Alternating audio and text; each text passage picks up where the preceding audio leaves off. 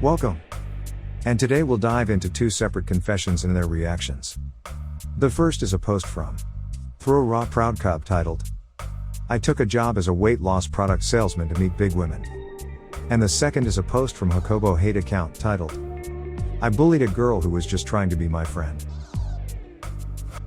Hi, this is Derek. I just put the Drama Llama, Fred, back in his pen so that I can do this quick video for you with some of the stuff that Fred found on Reddit earlier today. Oh boy, let's get ready for some confessions. Throw a Proud Cub confessed, "I took a job as a weight loss product salesman to meet big women. I'm gonna be honest, I like chubby girls, even really big women. When I was 19, I got a job at this company that sold diet products. I worked as a traveling salesman. They'd have me take the products, and go to clients' houses, and demonstrate the products to get them to buy it. However, I didn't actually sell anything. I'd start off pitching the products, but then I'd turn it around and start flirting with them. It worked out, most of the time. They basically paid me to hit on plus-size women. Everyone told me it was sleazy, but hey. What are your thoughts on Thrower Proud Cub's confession? Please share in the comments below. Now let's go on to hear how some Reddit members reacted to this confession. Dofla9nini reacted with, "Lamau. You remind me of that one episode of 1000 Ways to Die. He did the same thing. But he died after letting a big woman sit on his face too long, lol. Best death ever." Philosopher1 reacted with, "But did you actually meet anyone?" Yes. How profitable was the job? Yeah, sex is nice and all, but I imagine door-to-door salesmen are heavily paid on commission, right? Think about how large the prostitutes you could get would be if you took that job seriously. Edit, I started the bot war. I'm not going to apologize or change my language because Op is a confirmed dude. Not all that well. Minimum wage. Lemon Peel Scent reacted with, "I did something similar. But with skateboarding lessons and single mothers. I wasn't even a good skater, but when my friend told me he hooked up with a mom of the kids he gave lessons to, I volunteered to take on clients she couldn't schedule in. It was easier than I thought it would be, as the moms would all start hitting on me first. Sometimes I think I should quit my job and go back to teaching skateboarding." Teaching skateboarding / being a hooker. It's a fine line. I Hate 2D 2020 reacted with, "Okay, that's nice and all, but did you actually F them?" Yes, I did. Lava 529 reacted with, "This guy has figured out the loophole to money and happiness. He's too dangerous and must be stopped. Too bad that my boss found out what I was doing. Fired me. Best 2 months of my life though." Well, I told you this was going to be a 2-for-1 and this first one was really interesting, so let's go on to our next confession. Jacobo Hate account then confessed, "I bullied a girl who was just trying to be my friend." If you are wondering, wait, I have read this before. It's probably because you did. I submitted this before, but now I'd rather have it on this account. I am still the same person who posted it, if you want to check. The original post is no longer up. I still want this story to be up for the sake of being held into account for it. And to not forget what I did. Edit, why are you all awarding this post? Especially with the wholesome award. There's nothing wholesome about bullying. The F. When I was younger, I used to go to a school that had a quite small amount of students. One of such students used to be a girl that people in there used to make fun of, based on her appearance. They were relentless and very cruel with her.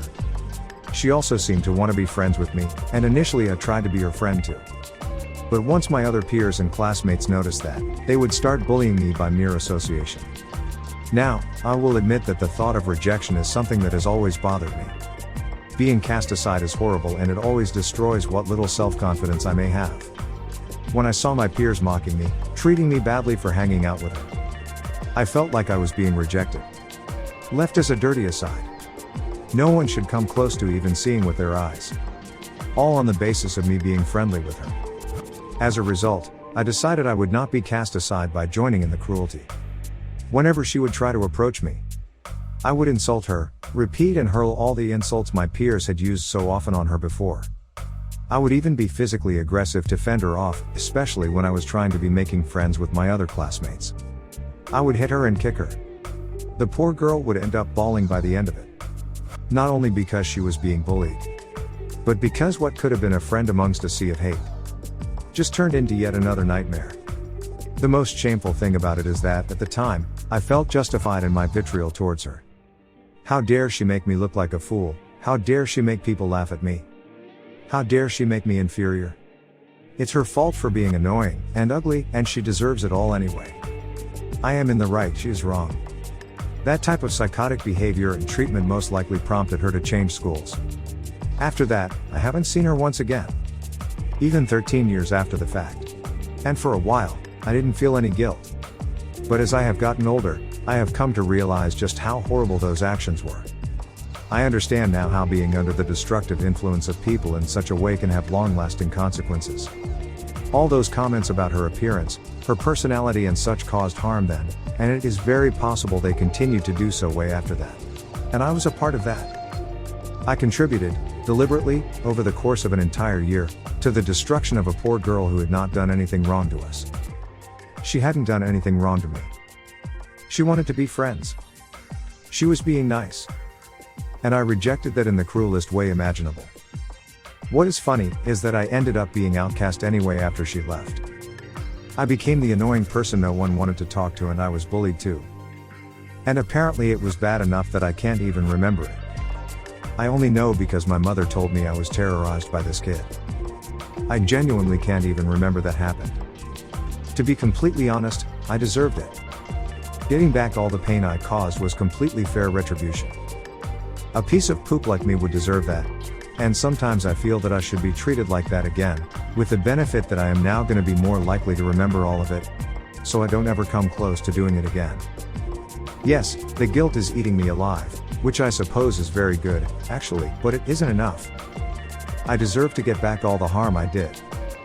What I did was wrong in every sense of the word, and there's no coming back from it. There's no escaping from what I deserve. What are your thoughts on Jacobo Hate Account's confession? Please share in the comments below. Now let's go on to hear how some Reddit members reacted to this confession. Zofjaff reacted with, "That sounds like what happened to me. Bullied my whole life, and even friends turned to bullies. The only bully that ever apologized is one I re-met as adults. He said he doesn't know why he bullied me. But I remember his apology. My counselor diagnosed me with PTSD, and part of it was from the bullying. For a long time, I considered sending her an apology if I ever found her online. This happened a long time ago and I only remember her first name, so it's hard to find her. But now, that I see people who were bullied saying how they'd rather be left alone, and not have to think about their bully again. Or how they would be happy if the bully died a painful death, which is completely fair. I think it's just better for me to leave her alone.